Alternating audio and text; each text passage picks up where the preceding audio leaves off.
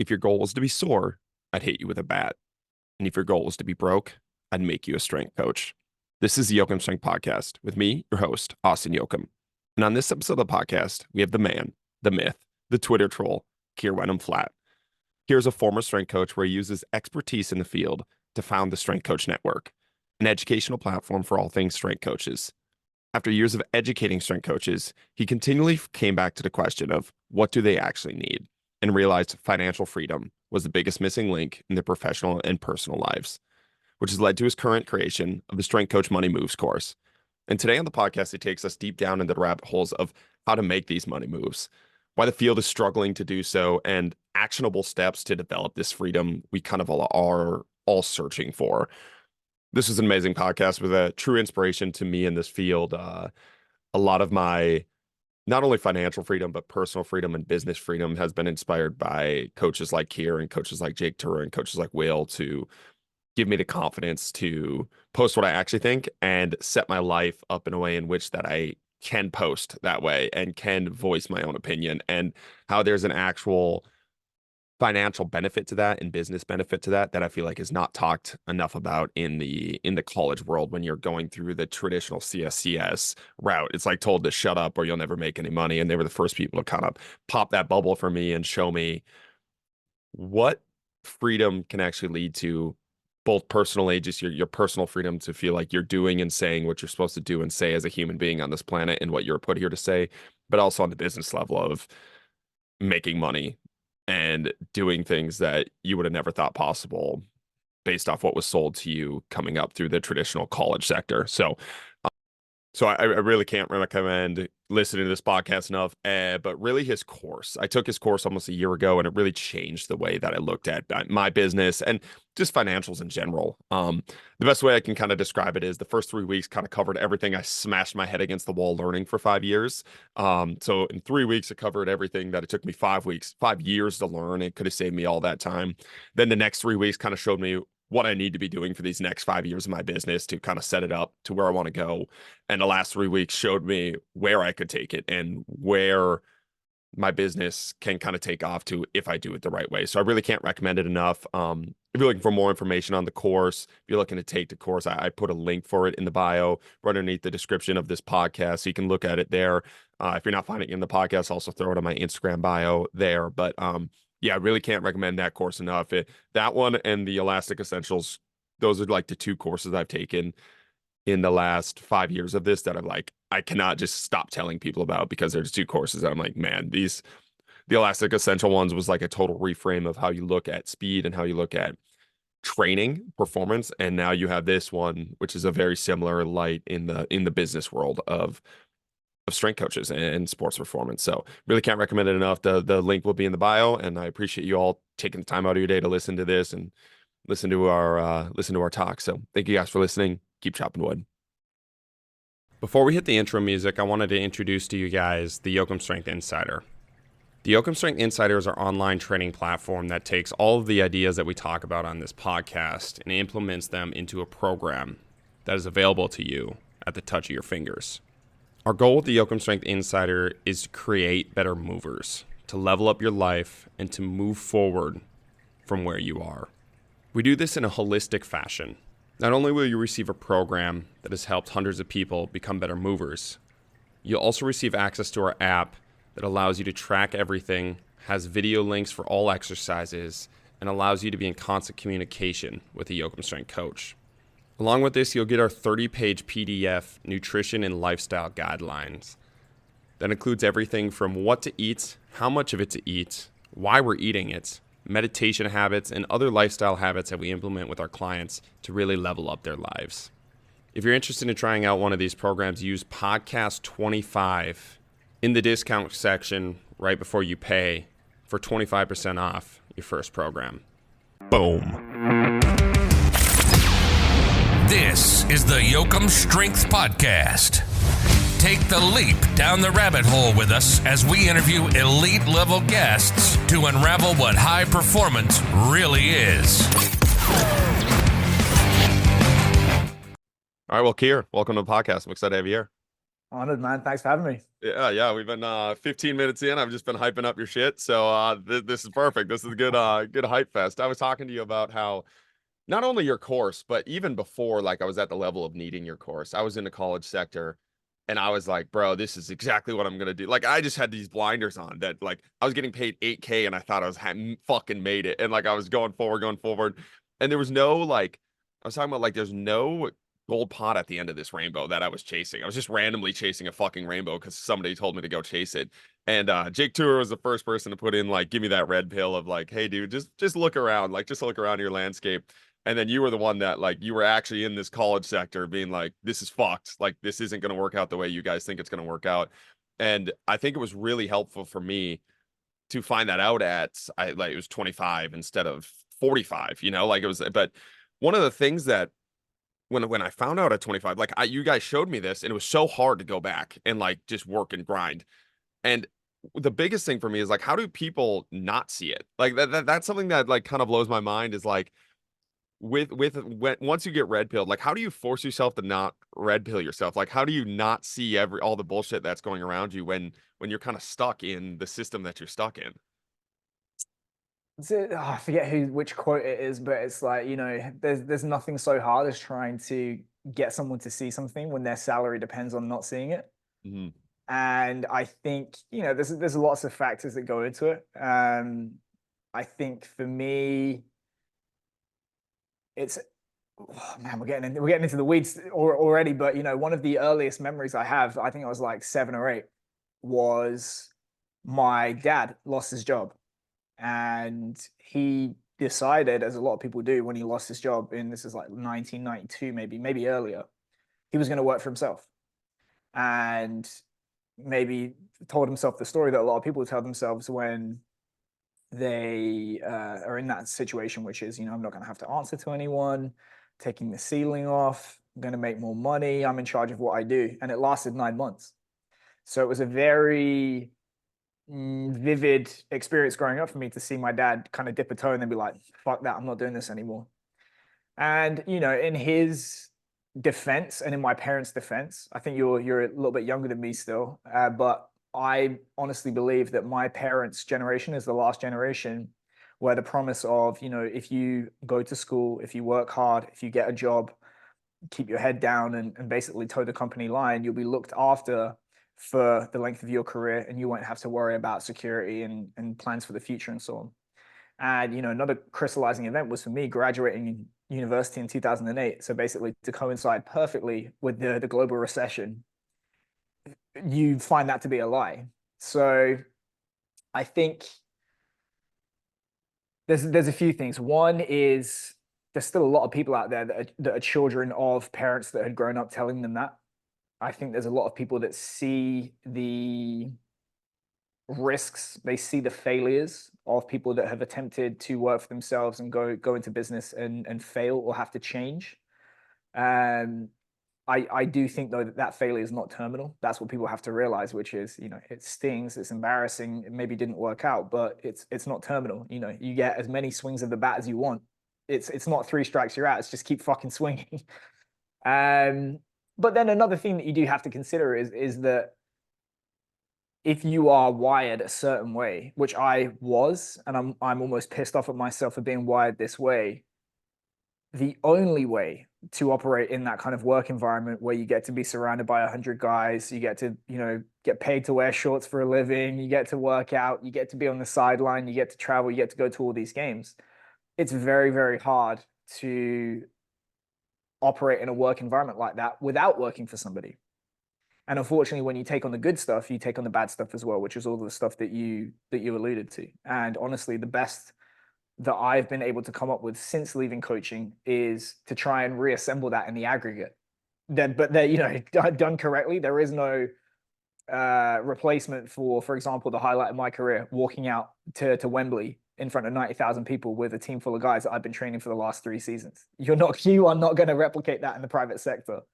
So I think there's a variety of reasons why people don't do it.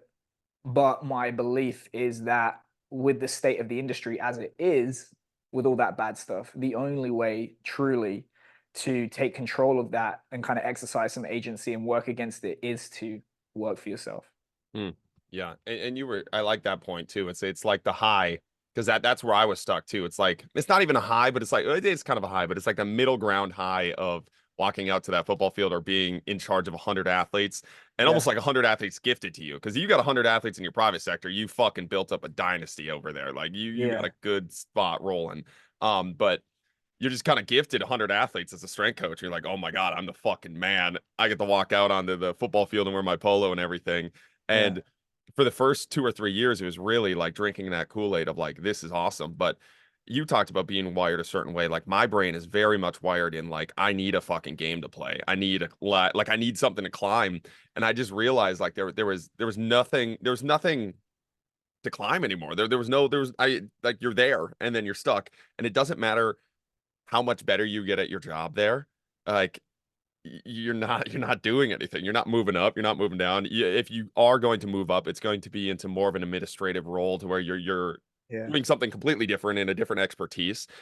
Which is like you see a lot of people go and do that. But for the actual aspect of coaching, the actual aspect of gamifying any aspect, that there's no motivation to move up, like, and that's what I see with a lot of coaches. It's like they realize that, but they won't admit it, and they won't admit that they aren't fulfilled by that. So then they take that on to the athletes and they stay the same coach for 10 years in a row because there is no motivation for them to grow. Where I step into the private sector and like if I suck as a coach or I can't sell myself as a coach or I'm not looking at new things over and over again, I'm not going to attract anybody into my gym because they're just going to go to the dude down the street that is doing that. There's no market feedback. That's the thing as well, which is it's another one of like this just amalgamation of all these different factors that don't do you any favors, which is at least when you operate in the private sector and you have the feedback from the market. It might not be that the market necessarily values what it is you think your role is or what it is you're there to measure, but the money you make in the private sector is proportional to the value that people ascribe to whatever it is you're selling. When you go to, especially the collegiate sector, maybe the professional sector a little bit, but especially the collegiate, high school, maybe even the tactical sector to an extent, nobody can agree on what it is that you're there to do. And I call it like the fucking, the 3-cup game where they're like, no, they keep moving the prize, which is, so there's this phrase, I think it's like all empires are created stoic and die Epicurean. And I kind of like paraphrase that, which is all strength and conditioning jobs are born high performance and die, oh, the players aren't really feeling the energy. So in the collegiate sector, someone will be like, oh, we're all about the student experience. Well, we're all about community outreach. We're all about high performance. And within that, you can have injuries, strength, speed numbers, like all this kind of stuff. And when you get pulled in a million different directions, you just basically end up realizing, well, actually, should I pursue any of these or should I just look at what works? And that is finding a fast climbing sport coach and just hitching your wagon to them and being a yes man and doing whatever you're told, because that is the most expedient pathway to at least getting a decent pay job. Unfortunately, this is my opinion, I don't think any of them would ever admit to it. Once you play that game, you have given up the right to speak truth to power and to say no and do what you believe in, because you know that when you do that, you're increasing the risk that you give up the meal ticket. And I think it's a little bit of a heuristic of mine, which is if you want to see who's truly free, go call somebody a cunt on Twitter and see who replies. And I guarantee you, most of the people at the elite level in college football, you can call them whatever you want, and either they won't bite on it, or two, they'll DM you to tell people that they want to say on Twitter like, oh, I had a great conversation in private with this guy, whereas I'm like, public insults require public conversations. But that's why they do it, in my opinion. Well, and that was something that I really noticed at St. Thomas too. It's like, and this is regardless of anything else, political or anything else that they were saying on the side, even just like wanting to speak up in one of these staff meetings, like whether it was saying a drill, and this is at the smallest scale. This doesn't even expand to any of the big scale stuff they wanted to say at the smallest of small scales. if it was something as simple as they wanted to change a drill or change a play call or anything, Yeah. they couldn't, because if they did, they would get screamed at, and if they got screamed at, they're at risk of being fired, and they had nothing to stand on. So what they did, and this is how like it started to end, is they started to just filter those ideas to me, so I would say them in the meeting because I had the secondary like source of income with Yoakum Strength, or if they did fire me, it was like whatever, like I can go like work this full time. Yeah. And that was one of the most frustrating things, is like you see these like strong male people that are like you looked at as like, okay, these are coaches, these are supposed to be leaders, and like the definition of a leader is like standing up and speaking what you feel like needs to be said. And at the smallest of scales, we couldn't do that. Like we couldn't do that. And then we would go preach at the largest of scales that we were doing that. And that was just such like an icky feeling to me of like, once I saw and like really saw what was happening, and these are people that have done this for like, so they've done this for 20 to 30 years. They have way more of an expertise, way more of a like foundation to stand on than I do. But because they don't have an income to stand on the side, they can't stand on their expertise Yeah. that they have developed for 20 to 30 years. So it's essentially worthless, and like you said, tied to whoever is the decision maker. And once I saw it at the smallest of scales, I was like, oh my God, this is happening at every large scale institution of Yeah. any leadership that has led this way. You just have a nicer office. Maybe you get like a window in your gym. Yeah, dude, it's fucked. It's I think I read a phrase where it's like basically when persuasion exits, coercion enters, which is, oh, please can you do this? Please can you do this? Please can you do this? And if it's like, no, no, no, no, no, whoever has the power will be like, you are gonna fucking do this or else. And that's underneath every interaction within the collegiate system. And when you're in a position that's highly oversubscribed relative to the number of jobs that are available, and you're very, very cheap to fire and get rid of, you don't actually have any power in that coercion. So Yeah. when was this, like when was this red pill moment for you? Because like you are obviously doing a really nice job of red pilling other people, especially like the youth that Yeah. are like into this now. Who was there somebody like that for you when you were going through it, or did you have, was it Williams and Mary where it was like everything you're just like, oh my fucking God, this is what it is? Like what was the Oh moment where no, you're no, like, no, no, no. It was way, way prior to that, you know. So my experiences of being a coach were probably a little bit different to you because I started in the pros, not in the collegiate sector. So, like I said, in professional sport, there is a little bit more of market feedback. I also think it's quite a uniquely American thing, which is, I think the longest I've heard anyone coach in professional sport at one team is maybe a decade. And you have to be constant upward trajectory, maybe a championship or two within those 10 years to earn that. There's a lot more rotation of staff. There's a lot more like moving from team to team and stuff like that. So, that was the carrot that I had in front of me for a long, long period in my career. And it's almost unfortunate, but basically the game that I was playing that you alluded to, I was pretty good at it, and through a bunch of different factors, I was winning the game.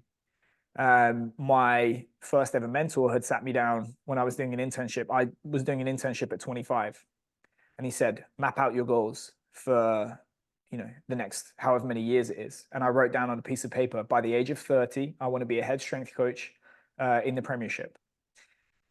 This was at 25. 26, I became a paid assistant. 27, I was running the academy, 100 athletes. Turning 28, I did a stint with an international rugby team. And by 28, I was the senior strength coach at the Sydney Roosters. And I turned 30 at the World Cup, walking out to Wembley. So then it's like, well, okay, what the fuck do I do? So, because clearly, you tell yourself, well, if I achieve X, Y, Z, I'm going to be happy. And then someone's like, well, there you go. And then you're like, okay, like, what do I do now? So I had the distraction prior to that of the social climbing. There's not a tendency to question when you're winning. So on a professional level, at least, I was winning for a solid 5 years. Very, very fast upward trajectory. Once I moved to Japan, it was basically kicking the can down the road of like, well, what do I do now? What's the next thing? So I was like, right, I'm going to go to Japan. My salary more than tripled. I get to work with a bunch of All Blacks. I get to tell myself, I've worked with these people. It's seeing more of the world and all that kind of stuff. And I did. I was actually on a contract with a different team at the time, and I said, this is going to be a life-changing amount of money. I was determined that I was going to go over there and have a significant sum of money to change my life. I was fortunate prior to that because I'd been at the international level, which is a lot more cutthroat. Where we had one guy where a head coach. My notifications. We had one guy come in. A head coach come in. One player questioned. Sorry, there was a few players questioned him, say, "Oh, I'm not sure about this appointment." This guy came in. He brought them all in, and he said, "You've played your last game for Argentina. Fuck off." So, it wasn't quite the same as the collegiate environment. But anyway, you get to Japan, and it's the opposite. So in Japan, it's the highest paid rugby league in the world, but they're Japanese dudes that have a day job in the factory and then play rugby on the side with All Blacks and internationals and stuff like that. It's this weird mix. It would be like guys that play pickup playing with Michael Jordan, just because that's the way the team was structured. So on the Japanese side, you've got dudes that they could go do a day job tomorrow. It's like, it's not their career. It's basically a cushy job that they don't have to, you get to go to work for half the day. They call them phantom workers. They would go on Facebook for 15 minutes. They would clap them for doing a good job for the company, and then they fuck off. Same with the Japanese coaches. You're a one club man. You have to rise up through that. And that's when you start to have those experiences. I'll give you one. There was a guy that they'd signed, wasn't getting American sport money, but he was getting probably like $75,000 a month. And he had come from winning the World Cup, 50 caps for New Zealand. He won Super Rugby, played out of his skin that year. He comes to our team, and this Japanese coach, who's been coaching 1 year off the back of his playing career, tried to teach this guy how to pass and catch. And because of Japanese culture in general, you're basically supposed to be like, and just go along with it. And that's like, oof. And then just little things where that's where, the second head coach that we had, so they fired the first head coach. Here's one for you. So it fucking sucked that year. Absolutely sucked. I was getting stabbed in the back by a bunch of coaches. There's a couple of players that made my life fucking miserable, who I'm thankfully now friendly with. But the head coach had basically been told to fall on his sword. So we play the last game of the season, and he gathers all the staff there with the interpreter. And he starts off and says, I'm going to be resigning. I've spoken to the board, blah, blah, blah. This new guy's going to come in as the head coach. And he said, there's a couple of regrets that I have about this season. That was like his parting words to the staff. And he said, the first is that I perhaps tried to please too many people too much of the time and wasn't clear enough in my vision. And everyone was like, uh-huh. And he said, the second regret that I have is that we weren't big or strong or physical enough, and we got out-muscled in every game. And I was like, that's not one of your fucking regrets, you cunt. So anyway, he clearly threw me under the bus to the next head coach. And there was just so many arguments where basically he came in and said, you're doing your job wrong. No qualification, no experience, no nothing. You're doing your job wrong. We're not big and strong enough. And that year was fucking miserable. I could go on. Anyway, so I told my agent, do not renegotiate this job at all. I'm off. I'm going to work in the NFL now. I'm going to work in the NFL.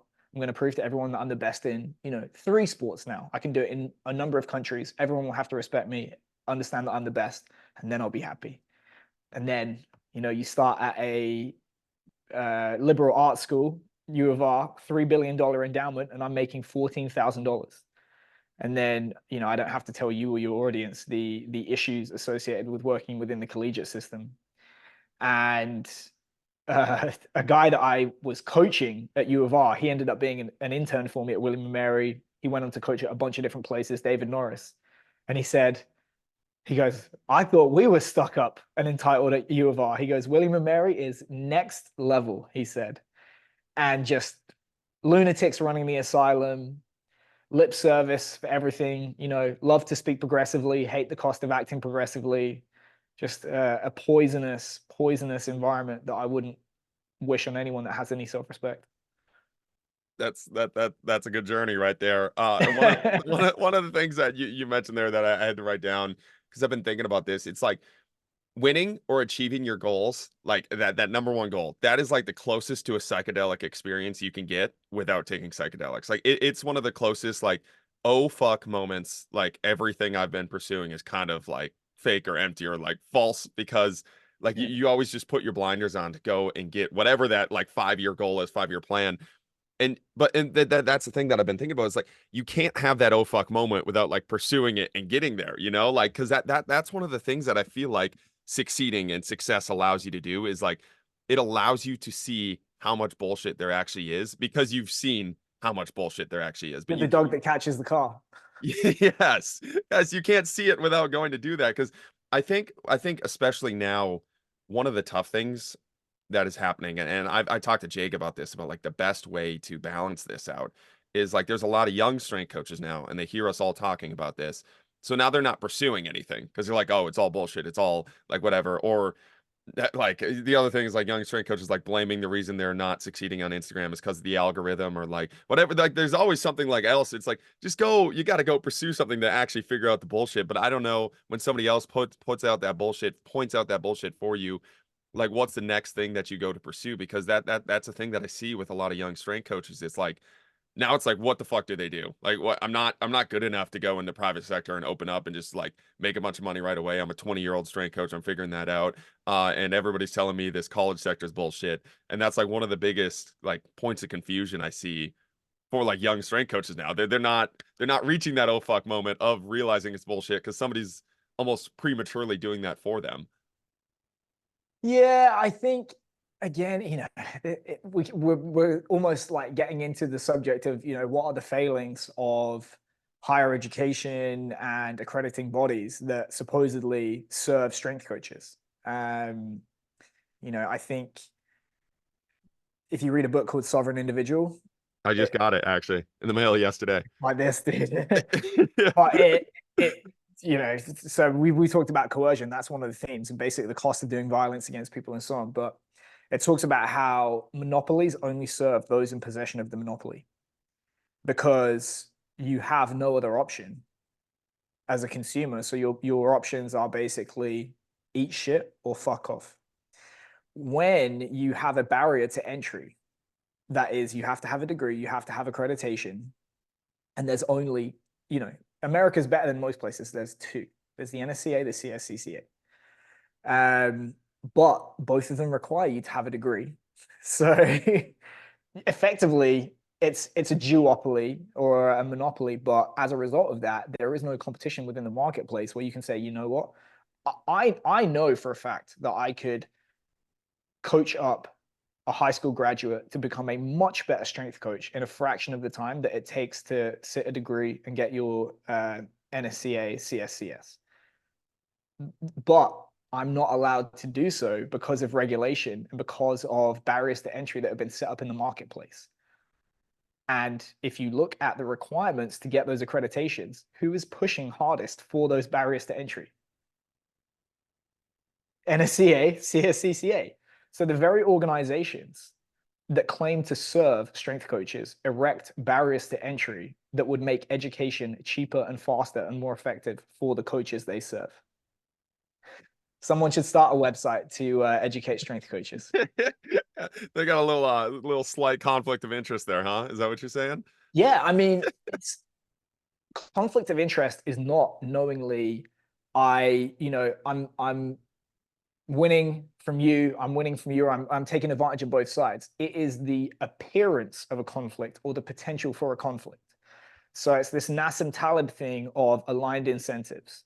You want a game where if I win, you win. And if I lose, you lose, so that we rise and fall together. Right now, those organizations have a situation whereby, okay, I'm the accreditor and the educator. By my education, you'll pass the CSCCA or the CSCS.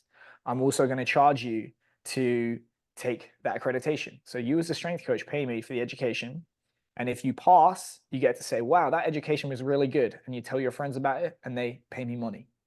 If you fail, I get to turn around and say, look what a gold standard our accreditation is. So you've made it more valuable by failing people in the scare. So if you win, I win. And if you lose, I also win.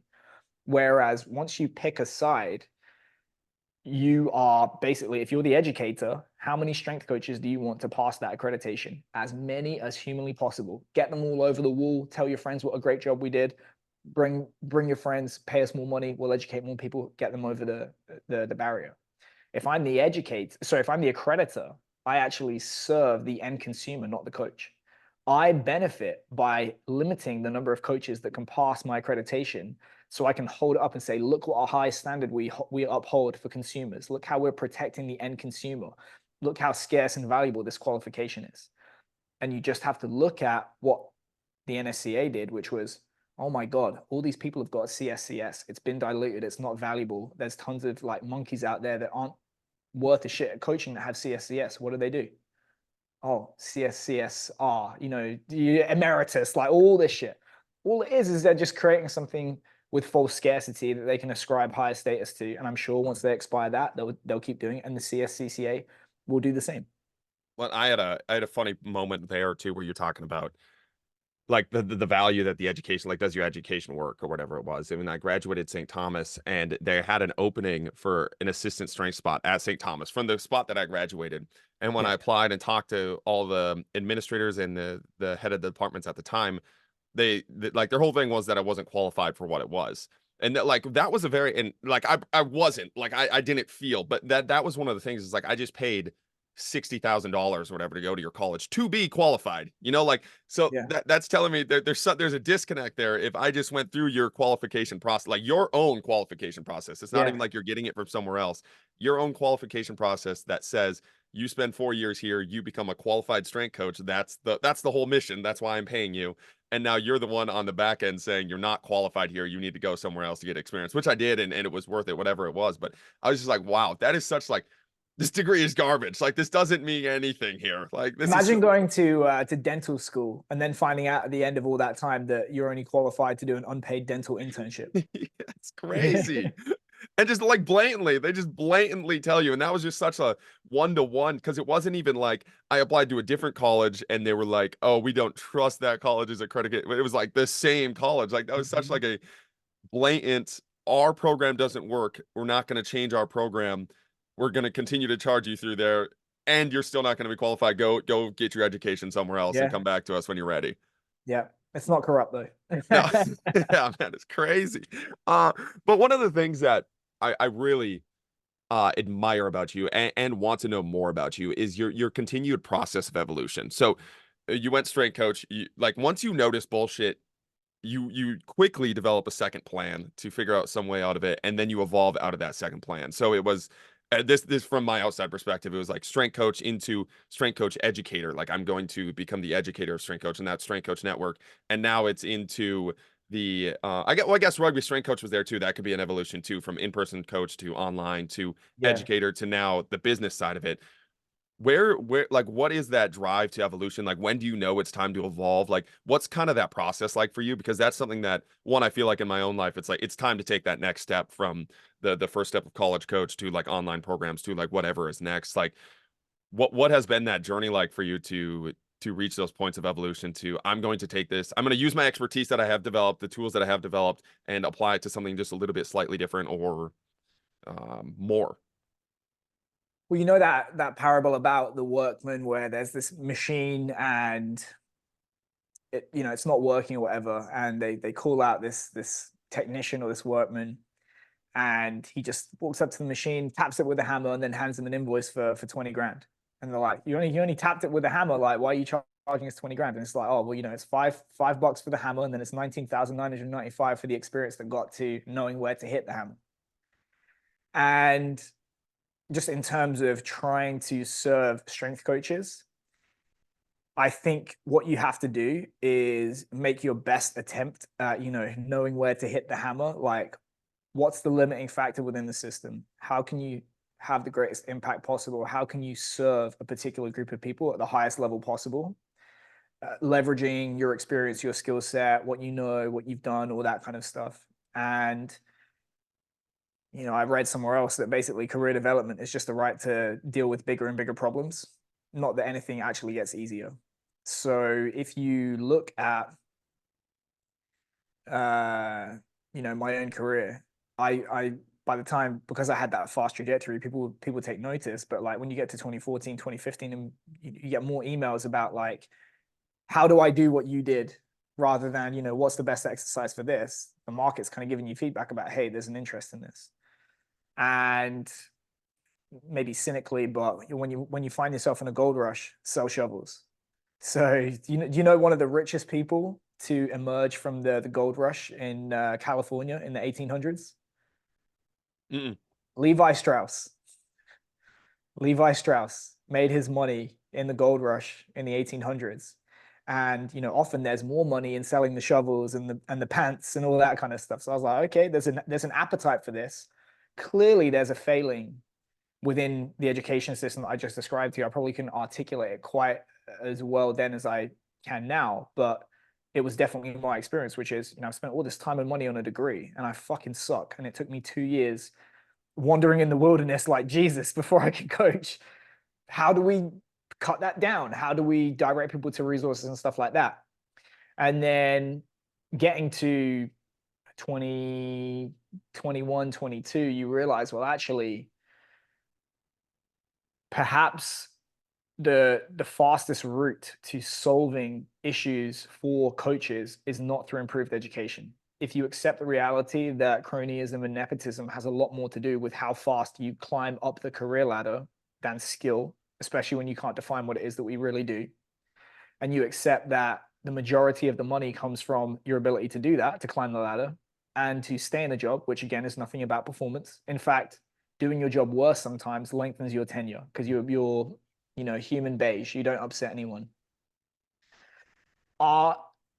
Is improved education how to get a faster 40, how to get somebody to jump higher, how to periodize a week, how to use constraints-based learning to do blah, blah, blah, blah, blah. Is that the path to solving the most pressing problem that strength coaches have, which is, I want to get a higher paying job and I want a higher status job. The higher status job, I can't do much about, especially when we said off the air, there's 100 people for 10 jobs. 90 people are going to be disappointed, regardless of how serious about their career they are, how hard they work, all that kind of stuff. The money stuff, I can tell you right now, go out, do this. You're probably going to make $1,000 in the next 8 weeks. And that was the rationale for like, am I now in the position where actually the highest level that I can serve strength coaches on is actually how to liberate themselves from the system a little bit, to take control, and to, if they choose to coach, do so more on their terms. That's fucking good. What was the, if you don't mind me asking, what was the point during the Strength Coaching Network like channel? Was there a point where you're like, oh, I need to go deeper? To where like what did you ever realize, like, I'm assuming you started a Strength Coach Network thinking this is going to be the answer to the problem. Like, as long as I educate them, then they'll climb the ladder and then be able to make, like, what was there a point where you're like, oh fuck, I need to even go a step deeper, a step farther? I do believe there is a lot of utility and a lot of value to Strength Coach Network. Otherwise, I couldn't have sold it to Justin morally. And I'll tell you straight up, like, I finance most of it. So me getting paid is contingent on that being the case and Justin doing a good job, which he is. He's done a great job of growing the channels. But I am unfortunate in that my goals for, the impact that I want to have, the income that I want to make, what I want to build, how I structure my lifestyle, all of that, where I feel like I kind of outgrew that a little bit, and there's a cap. And I feel like that was one reason. My interests as well. You just catch yourself. I told a story, I can't remember where I told it, but basically I went to Central Virginia Sports Performance Seminar with my wife. This is the same seminar that I arrived at in the States in 2012. It's just randomly, I met this guy in New York, drove down to Richmond, Virginia, went to the seminar, and I live here 10 years later. And my wife had said to me, like, did you realize that every single person that presented at that 2-day seminar name dropped you and Strength Coach Network personally? And I said, no, didn't even notice it. And I didn't even care. And that's when you kind of hear the music at the Oscars where they play you off. And speaking to Joseph Johnson from Ultimate Athletes Concepts, he gave me a big stack of books like this. He's always been good to me. So I gave him some money for some books, and he chucked like 3 or 4 on top. And then I look at my table a month later and the books are still sat there, haven't been touched. But I'm going through all this stuff in like business and, marketing and all that kind of stuff. And I do think that it's possible to be successful and to make money in something that you're not passionate about, but it's much easier to sail with the wind and to generate the enthusiasm and the work ethic that comes from something that you are enjoying. And then, I guess the final kind of realization that I had, which is if you aspire to certain levels of income or influence, you basically, if we just talk about it in terms of income, you have two options. One is that you get a fixed sliver of a certain amount of disposable income that your audience has, which is they're rich, or you have to make the pie bigger. So you get, 1-2% or whatever it is, or a certain percent of their disposable income. But if you want to grow as a business, it's on you to make that pie bigger. And that's what I've chosen to try and do with strength coaches. That's it's almost like the counter to the midlife crisis is the evolution then, because that's something that I've been thinking about a lot. It's especially with this podcast, and this is probably a great example of this podcast. It's like 5 years ago, if I were to say I had you on the podcast, I would have freaked the fuck out. And like, yeah, and that's like the last like 5 guests. Like, I was like, there's no way you have any business talking to him 5 years ago to where I would have had a heart attack. I wouldn't have been able to talk to you. Like I would have been a total shit show. Now it's like you said, it's like whatever it is. So you get a DM, whatever it is, like it's over and over. It's almost become you almost become numb to something that before would have been your absolute fucking dream coming true. Like you wouldn't believe the things that are happening 5 years ago, and now you're numb to those things. And that's the thing that I've had to realize is like that the counter to not getting, because that's what like I'll get lost in that sometimes. Was like, bro, like what the fuck is the point of all, like it's so like numbing. It's like, why are you so numb to things that like, so now it's like you have to force yourself to evolve. And I think that's even like if you read Nietzsche, it's like the pursuit of becoming who you should become. It's just a sign that like you just need to become more, and you can become more. That's why you're numb where you're currently at, rather than sitting and basking in whatever it is that you've accomplished. It's like I think it's all in the pursuit. It's all in the pursuit. What was that? It's all in the pursuit. Yeah. And Yeah. trying to find that like that evolution, like trying to find that next thing. And that's another thing that you mentioned is like paying attention to what people are asking you for. Cause that's been a really big shift for me too. It's like trying to like, cause I was like maybe a year ago or so, I was starting to get that feeling of like, I need to go do something different from where I was currently at. And then it's like the DMs kind of tell you where you need to go. It's like the consult was a big thing, and trying to open up something like a coaching corner to where it's more coaching education or just talking to people on like a deeper level than exercise selection and those type of things. But the thing that I see with a lot of like young coaches is like I've been thinking about this thought process, and you can tell me what you think, but it's like don't niche yourself. It's like let the niche find you, or like you kind of create that niche by what you're doing and what people like, that market feedback that you're talking about. It's like if you put out what you're doing and you just pay attention to what people are telling you and asking you for, I could create 10 products right now based off just DMs. Like I don't have to create anything then. I don't have to like think about this like specific thing that I'm going to go make. I'm just recording what I do, putting it out there and how I think and what I do. And then people kind of tell me what they want from me. And that has simplified that business direction a lot for me by just And paying guess what? attention. You just need to pay attention to which of those 10 products pops off, and then you get rid of 8 or 9 of them, and then you just double down on the one that works. Yeah. Yeah, that's a good point. And going through with that thought process, like is there because one of the things like I see with you, it's like I don't know if it's like maybe I'm missing some of the experimentation that you're doing. Like it seems like when you have an idea, you kind of just take it and go with it. Is it because you've beta tested it before you've even like Strength Coach Network? Was there products before that like didn't work and then Strength Coach Network took off? Because that's what it seems like you. It's like once you know that idea, you kind of just run with it, and it's the thing. And I feel like I'm very much the same way, but it's not beta testing the product. It's kind of like, okay, that's exactly where I'm gonna go with this next product, and kind of create from there. I'm guilty of bashing my head against the wall and trying too hard for too long, a bunch of stuff. But I actually think what works in business is it's counter to what you're taught as an athlete, especially in North America. Like you're taught as an athlete that the achievement is in the suffering. When things get hard, you need to double down and work twice as hard. You need, grit your teeth, push, push, push, push, push.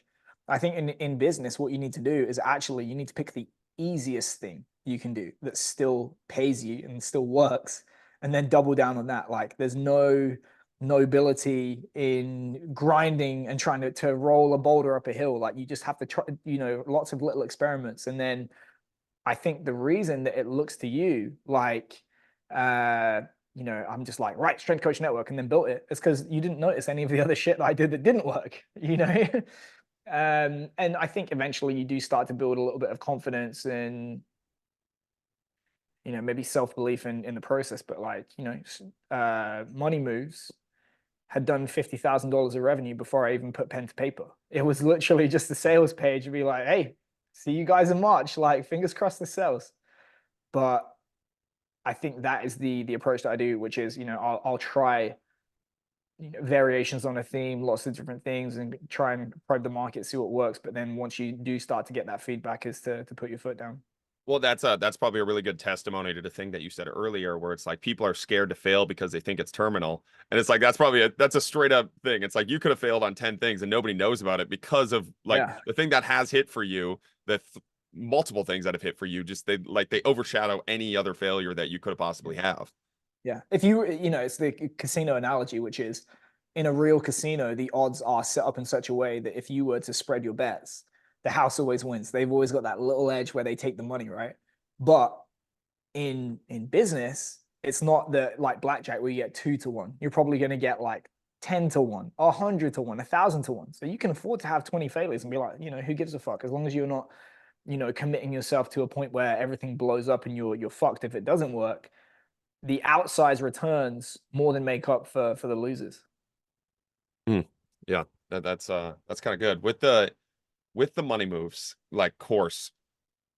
What do you feel like is the biggest thing that strength coaches are currently messing up with? Because I've been having a lot of consults with like 21 to like 23-year-olds, and it's kind of funny when they have the consult because it's like they haven't even started yet and they're like looking for like, what are you seeing with this kind of course to where the biggest struggle with like the current strength coaches is and the biggest stopgap? Like, what are they not doing that they like, you're like, dude, just go do this. Like, what are we doing here?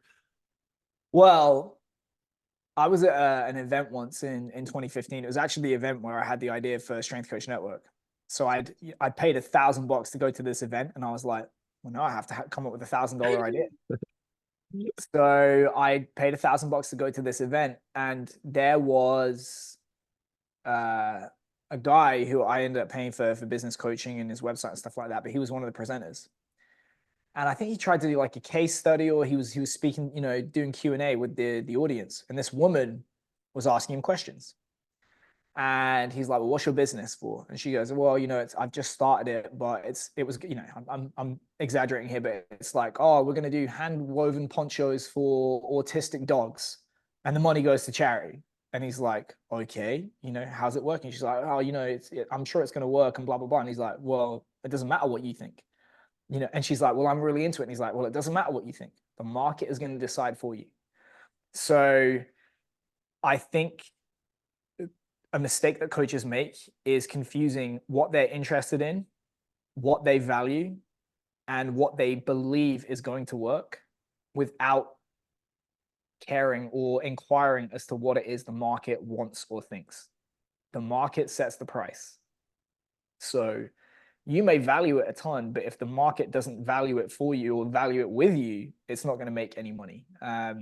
So I do think that's one thing, that not confusing passion projects and interest in something with a viable business. That can be a little bit of a bitter pill to swallow, to get feedback from the market like, well, actually nobody cares about this as much as you do, or the market doesn't think that you have a good idea about this. Like, that is a mental barrier to get over. I think another one is trying to be all things to all men. When your product is for everyone, your product is for no one. And if you run through the mental exercise of saying, right, imagine you're a football player, you want to get better at football, who's the first person you're going to seek out? It's clearly going to be a football specialist. So you've got one guy that has done 100 of whatever it is you want, and another guy that's done 10 and 10 of another thing and 10 of another thing and 10 of another thing. On a technical level, he might be a better coach, but naturally you think, well, I'm a football player. This was designed with me in mind. I'm going to gravitate to the football specialist. That's why exos clean up every single combine, because they are the combine guys. The basketball guys goes to the basketball specialist, baseball to baseball, and so on and so on and so on. So if your product is for everyone, you are left with the dregs left over who didn't go to the specialist, couldn't afford them, or just somehow found out about you first before they found out about the other people, and they took pity on you. And I think the last thing is being able to demonstrate value. So value is what people pay for, or value is whatever people are willing to give up to get something, typically money, right? And if you look at value exchanges, it's much easier to tell a compelling story, to create value for customers, and then capture a portion of that as whatever it is you charge, when there's some kind of measurable outcome. So it's very easy if you're a fund manager, for example, to command $1 million a year. If every customer that comes through your doors, you make them $100 million. Hey, it's only 1%. Give me $1 million. Just like it's much easier to demonstrate to customers, well, listen, the average person gets this off their 40-yard dash in 8 weeks. We're going to get you double that. That's why we're worth this price. Isn't that a good deal?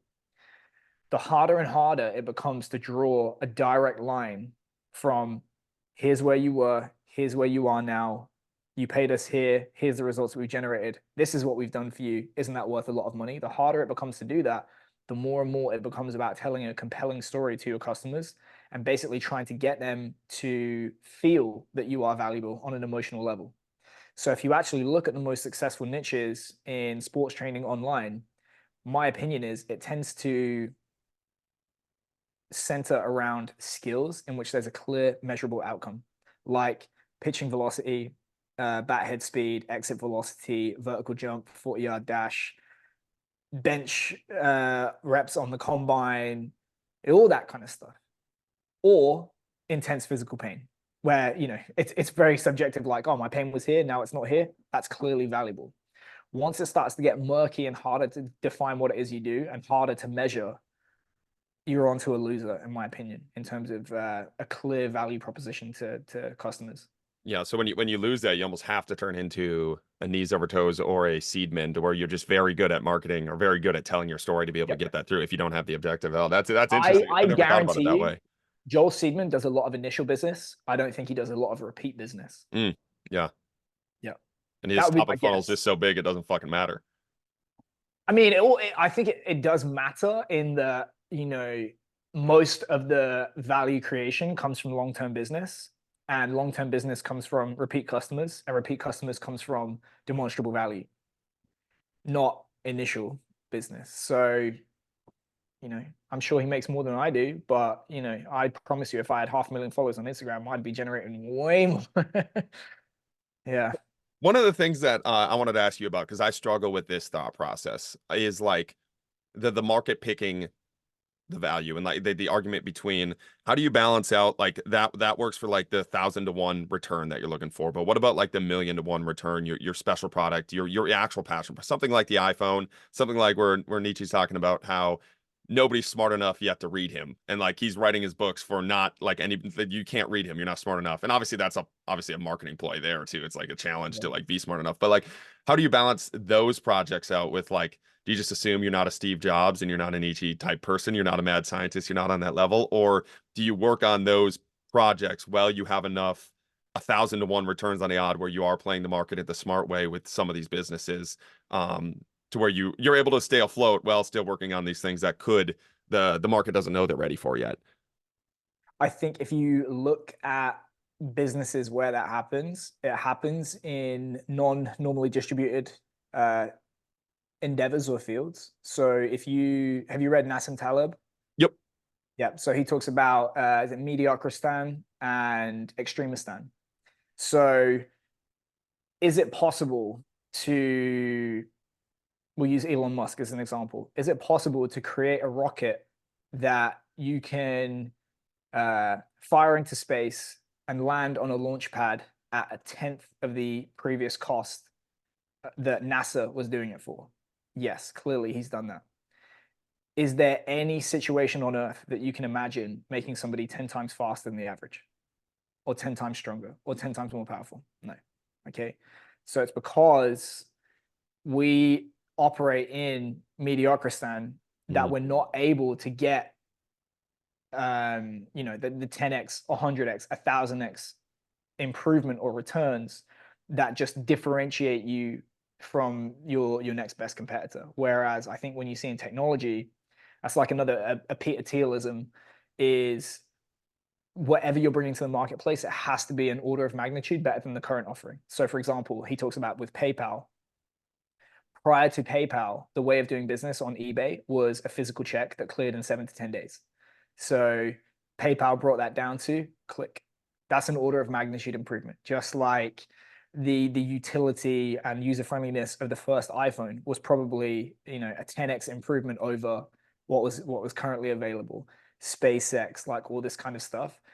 I think those things are happening in fields where that level of improvement is possible. I think anytime you're dealing with human performance, it's incremental.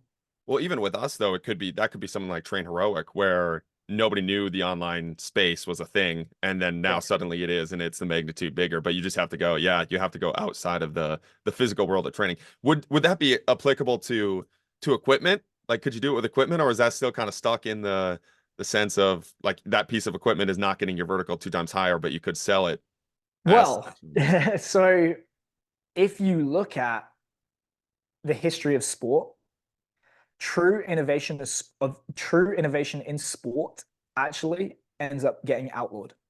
So if you, it's the point of the game is to beat the game. Anytime people come up with innovations that just blow the existing status quo out of the water, people cry about cheating and then they stop. So for example, if you look at steroids is the last true innovation in human performance in sports. The women are still chasing the track and field records from the 80s. They keep changing the weight classes in weightlifting because now that they can't juice as freely, clearly it's not having an impact. There's a story that Valner Zedkin spoke about at CVASPs in 2012, which is the biggest improvement that this downhill skiing team had made was changing their skis. It wasn't the training program, it wasn't nutrition, it was just, we're going to get better skis. UK cycling, UK Bob Skeleton, they put reflective jackets on everyone so they were warmer when they started their acceleration. Guess what? All the times improved. You see it in motorsport.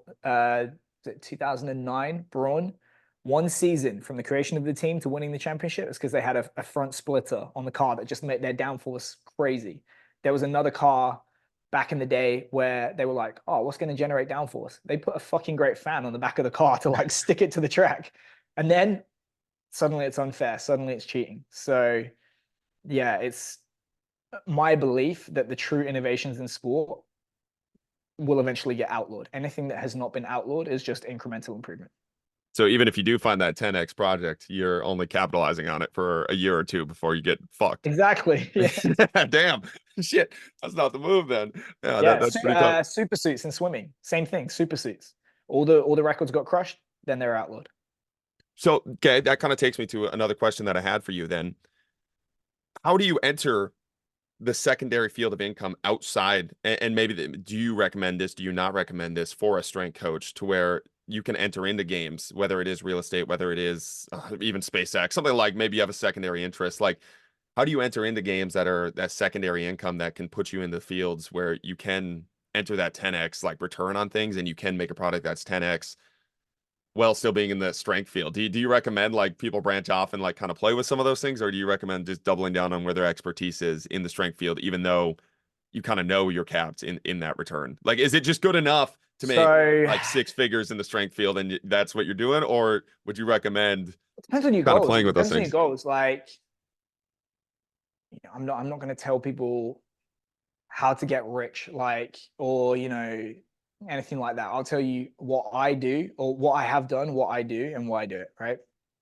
So if you read the Almanac of Naval Ravikant, he talks about that most of this, and it ties in with sovereign individual. If you want freedom, if you want to be free from coercion, if you want optionality to do what you want, when you want, how you want, all that kind of stuff, without somebody saying you are fucking going to do this or else, it's basically synonymous with money. You need wealth. You need to be independently wealthy. That is to say that you make more in cash flow from your assets than you do in terms of your expenses. Once you've done that, you've hit escape velocity and you're good to go. He makes the point in the book that the only way to do that is from owning assets at scale. An asset is anything that produces a cash flow, and scale is anything that allows you to uncouple your input and your output. That's to say, if you had to double your hours to double your money, you've picked the wrong vehicle. The worst one is a salary, where if you double your hours, you just get a pat on the back and you have to wait for the next guy to retire, right? So my goal is to leverage, or was to leverage, the experience, the skill set, the resources that I had at my disposal at that time to get as close as possible to that goal as soon as possible.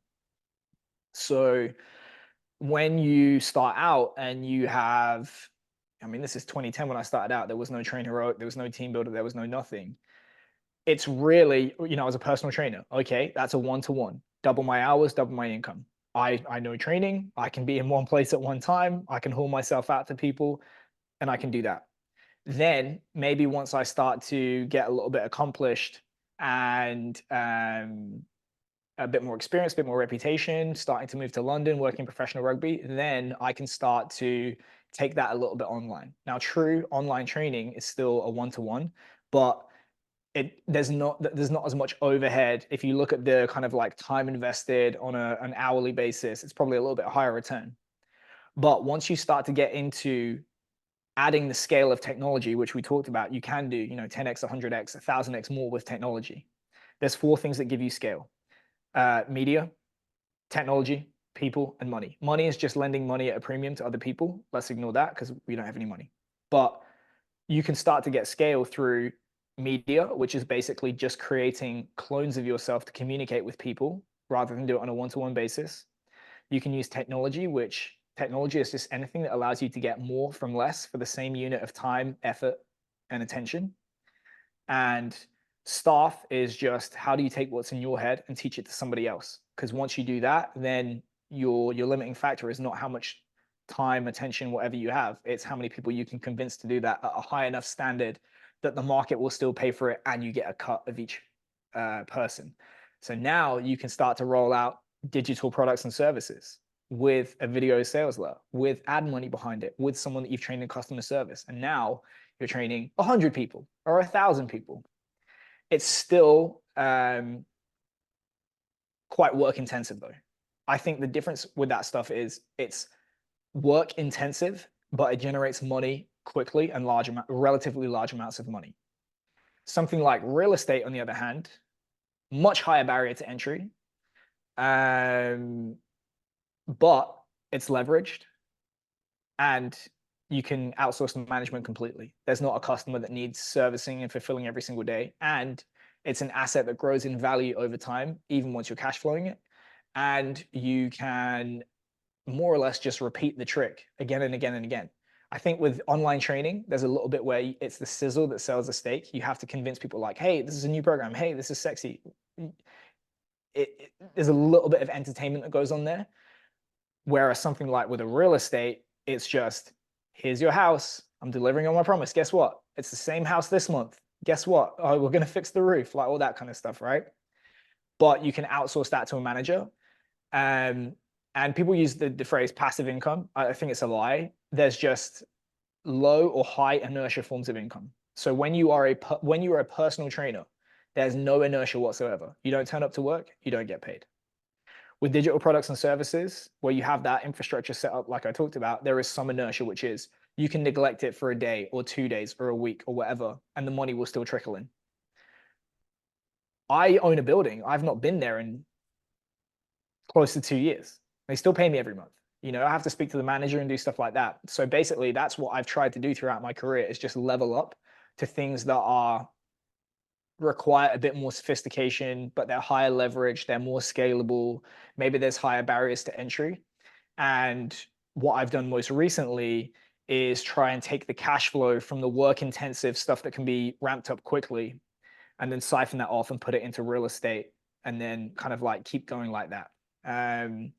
In the last few years with the real estate stuff, I've tried to force the appreciation. So I buy a building, put money into it to increase the rents, rent it out, push up the value. And in the next year, what I'm going to do is real estate development, which is even more risky, but it generates even more money faster. And yeah, that's my plan.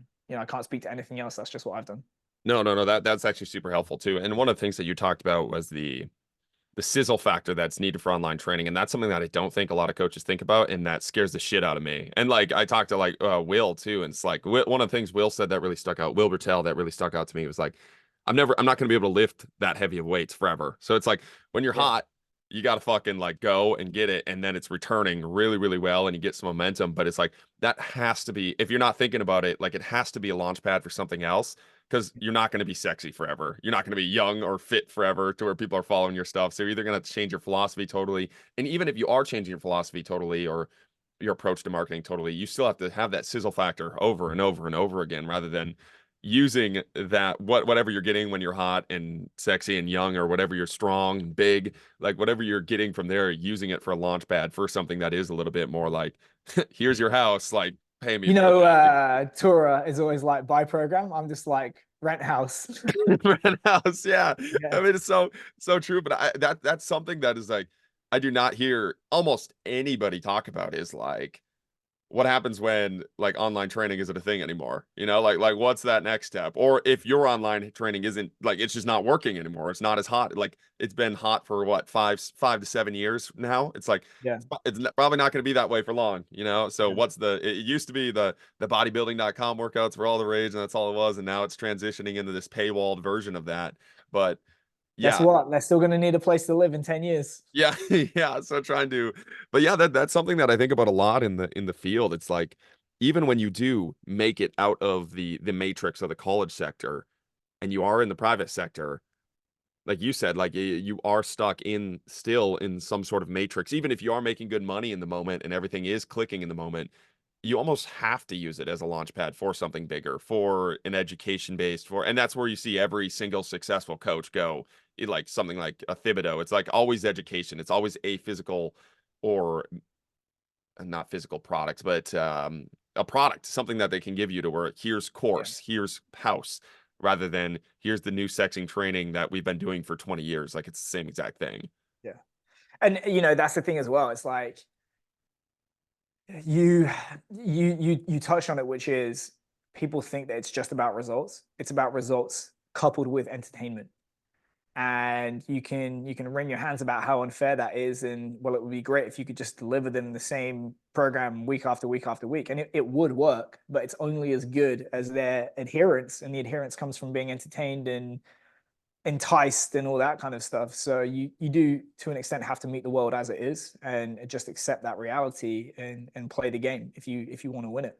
And accept that fact. Like that's what so many coaches, man. And I mean, I guess I used to be this in the college sector just because it was fucking beat in my head. But it's like, you do it because you love it. You do it. It's like, man, you can do it because it's fun and like it's entertaining. And like social media, you were the first person, and Jake is really good for it. It's like social media can be fun. And like you can build up your business around something that is fun, and like once you start treating it in that like real game like way where people like are interacting with you like it's social media, not like it's I'm fucking on this. I don't know, man. Some train coaches just approach it in such like a gross way, or they get. I remember when I was at St. Thomas, these I probably shouldn't say, but these we had other strength coaches in the room, and they were talking about a post of yours, and they're like, "Oh, he's just a troll. He's just a troll." And I look, I'm like, "What the fuck are you talking about? Like that Not dude is just the troll. I know, like this dude has done more than any of us in this room." And he posted a meme you guys didn't like, and he got mad about it. And it's social media, like he is trolling. Like that's the point. It's a game. And I was just in disbelief that people like actually like thought that way, like such a It's not for simplistic, them. like, It's not for them. That's a mistake that I think, to go all the way back to the question you asked, which is, what do people not get? What they get is it's better to evoke a strong emotional reaction in any direction than it is to invite indifference. Because prior to money changing hands, attention is the currency of the internet. You must grab attention in order to persuade someone as to your message and your product or your service. And if you don't have attention, don't pass go, do not collect $200. So it's better to feed the outrage machine, get 100 eyeballs, knowing that 20 of them are just for you, and then the other 80 can fuck off. You know, you've pissed them off. Who cares? It was never for them anyway. Than it is to just be like, oh, look at my game day fit. Look at this exercise, and then 100 people just shrug their shoulders. Yeah, and one of the things that I've been thinking about is like people bitch about. I brought up Seedman already, Seedman and Ease Over, but they bitch about those guys, and then like they just feed them by bitching about them rather than like the only way to battle somebody like that is to play the game, man. Like you guys are just bitching about the game rather than playing the game, and you're just letting them win. Whoever it is that you're against or saying is bullshit. It's like the only way to beat them is like taking eyeballs off of them and pushing your message, whether it's in an emotional way or a funny way or whatever it is, but you're pushing your message in a way that gets those eyeballs off of other people. And I was at this psychedelic conference in Colorado, and one of the really cool things, I've talked about this on the podcast, but one of the really cool things that they talked about was they have all these like neuroscientists. Like the whole point of the convention is to legalize psychedelics and make it official and like make it a non-hippie convention. So like they want to make it official, they want to make it real. And then during one of the talks, they brought in all these like comedians and like the Key and Peele guys and like a bunch of comedians. And one of the questions was like, well, if you want to make this official, why are you bringing on comedians to make fun of it? And one of the things that they said, and this is what really got me into like, okay, memes are okay. Like it's okay to approach it this way, was comedy can, like, you have to meet people where they're at to get them into, like, you can't bring extremists that think psychedelics are the worst thing in the world and they're going to kill my kids all the way over to legalize psychedelics and it's the perfect like rah rah everybody loves. Yeah, But yeah. you can do that by just like telling them to come over here, but you can do that through a joke. Like you can put it in movies and get them to laugh at it. And they're like, oh, like I laughed at it, I came here. Oh, okay, here's some information, I can go here, and you can funnel them into that. And I thought that was so applicable to our field where like strength coaches are like, it's not professional post me. I've heard this, like, it's not professional post memes, like don't swear, don't do all this bullshit. It's like, Yeah. and it's like you're only talking to your professional group over here. You're never ever gonna touch 90% of the population that just wants to interact with you. Yeah. Yeah. Well, I remember reading in I think it was Outliers where they talk about Robert Oppenheimer, and they were basically saying that the only way that project ever reached fruition was because of Robert Oppenheimer, because he had the skill set to persuade people, to, you know, to organize the vision, to get the project off the ground, all that kind of stuff. And they just said like a straight academic wouldn't have been able to do it. This guy, so Robert Oppenheimer, they talk about in the book when he was at Oxford, he went over to England to do his postgrad. He literally tried to poison his supervisor and they still graduated him. Like that's the level of persuasion it took to be the guy that ran the Manhattan Project. Yeah, that's some next level. That's some Seedman stuff right there, man. That should be a case study right there. Convincing people to go to 90/90, man. That's the only way to go.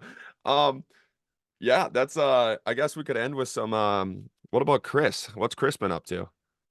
Chris, Our boy Chris Lowry, our Twitter guy.